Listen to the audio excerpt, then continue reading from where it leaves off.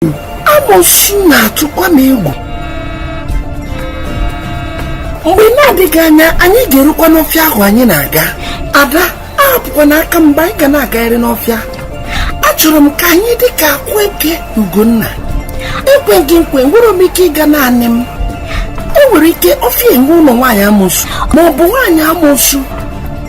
Tochi, ife a bụ naanị akụkọ.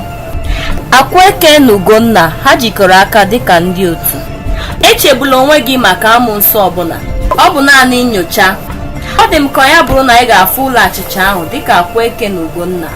Ụlọ achịcha? Nke a ọ dịkwa egwu.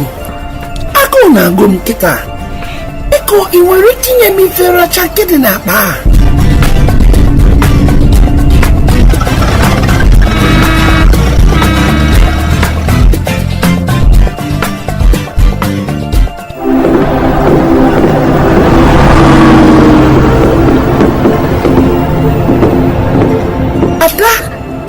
N'ụlọ akwụkwọ anyị, enyi m Ben o refuru iweta akwụkwọ ule ya. Nnanna werekwara akwụkwọ nke ya hibọ wee nene. Ben kwere Nnanna nkwa inyere ya aka ịkụziri ya otu o si eme egwuregwu bọọlụ. A gbasara akwụkwọ mgbe Nnanna jụrụ Ben maka inye aka otu o si kwe na nkwa kama ọ ga-enyere ya